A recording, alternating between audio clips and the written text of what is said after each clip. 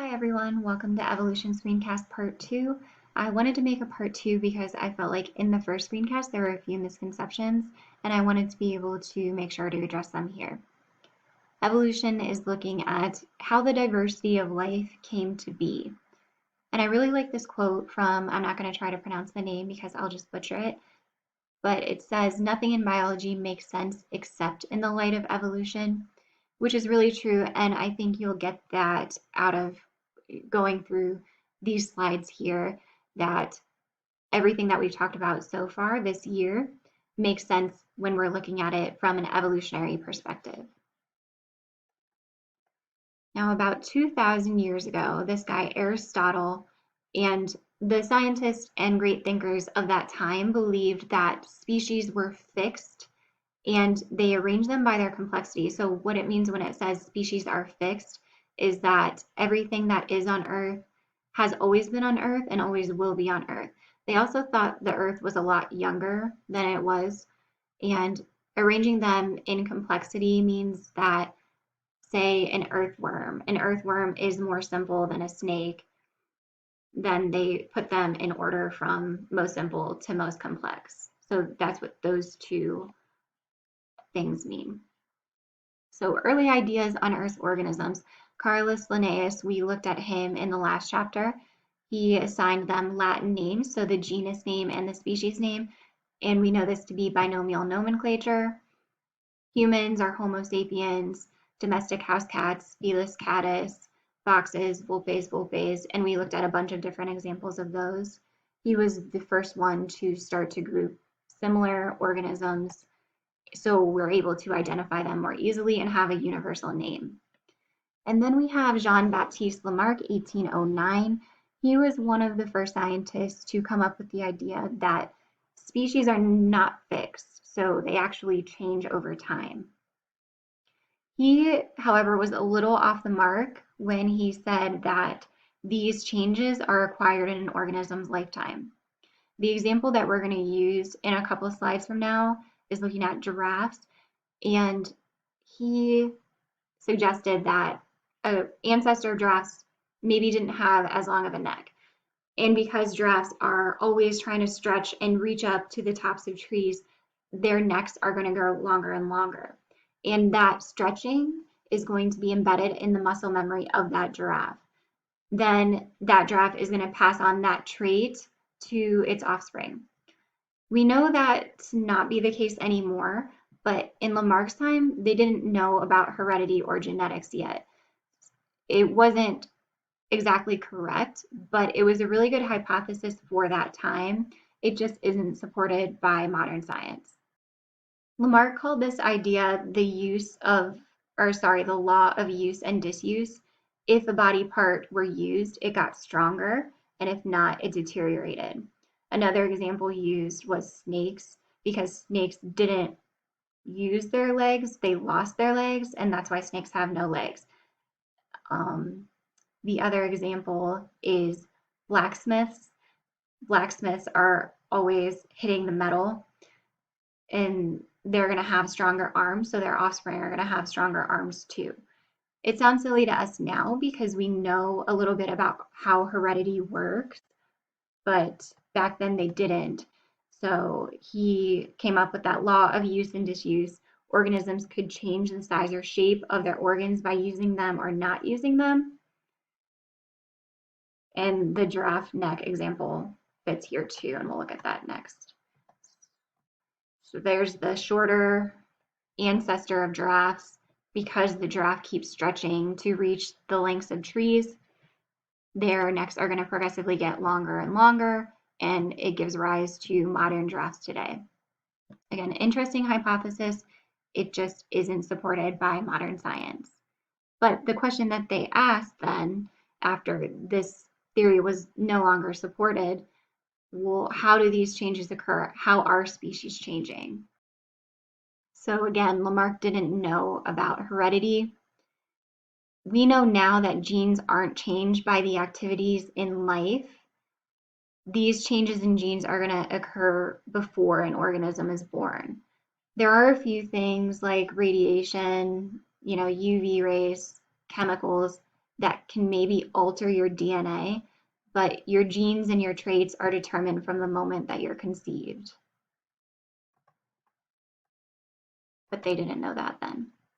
Lamarck did have a major contribution in coming up with the idea that not everything is fixed. So he also said that the environment plays a role, and the environment does play a role. But Lamarck thought that the environment plays a role in shaping the species, whereas we know that the environment plays a role in looking at a bigger picture. How does the environment play a role in shaping the population or shaping the traits that are going to be more favorable and then the traits that are going to be passed on to future generations? Here's an evolutionary timeline that I think might be helpful to kind of make sense of everything. Linnaeus was back here. Remember binomial nomenclature, organizing the diversity of life on Earth into groups, taxonomy, all that stuff. And then we have Lamarck. He was back here. He came before Darwin. Darwin is here. And notice that all of these people came before we ever knew anything about inheritance or heredity. So they came before Mendel, and they came before Watson, Crick, and Rosalind Franklin. They just didn't know about heredity. So it's kind of interesting that all of their hypotheses came before we even knew how traits were inherited. It's pretty amazing when you think about it that way, that they came up with these ideas before we knew anything about heredity.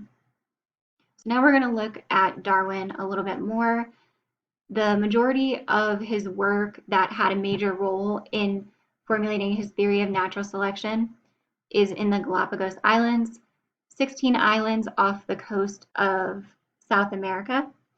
You can see it pinned here. And he looked at the fact that in these islands, there's slightly varying climates, and he looked at the diversity of life that was on these islands. A lot of the animals that were there, were on the islands, were not seen anywhere else in the world. Tortoises, iguanas, finches, and Galapagos means tortoise in Spanish, so that's why it's the Galapagos Islands. If you look at some of the islands, you can see that different tortoises are coming from different islands. Or so you have this saddle-backed shell from Hood Island, dome-shaped shell from Isabella Island, Pinta Island. You have this intermediate shell.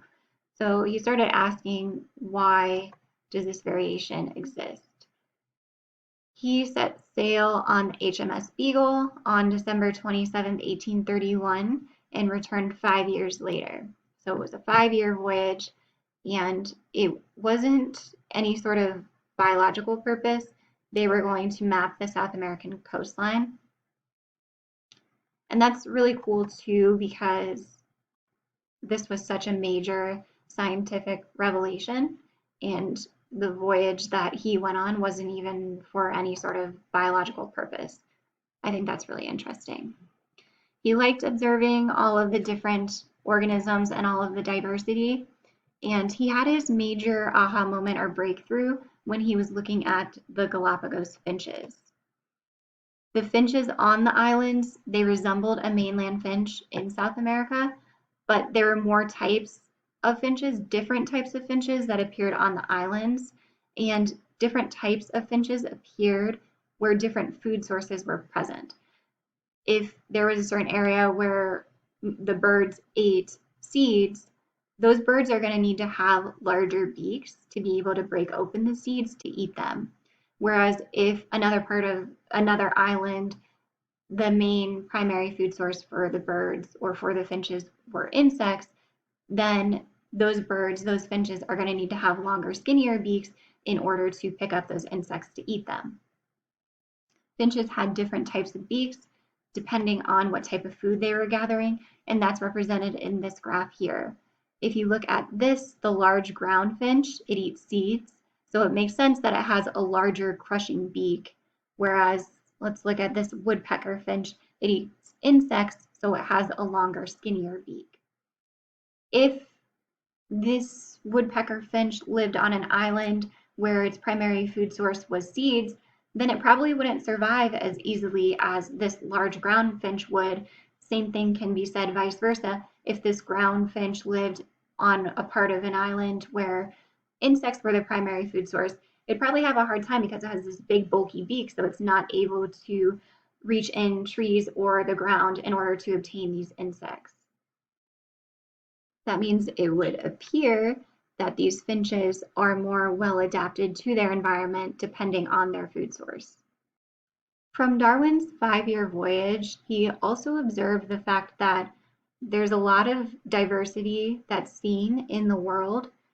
He observed unique adaptations of different organisms, and he noticed that species are not evenly distributed. Australia has kangaroos. Nowhere else in the world has kangaroos. Australia doesn't have rabbits. A lot of other places in the world do have rabbits. South America has llamas, and South America is the only place that has llamas, native.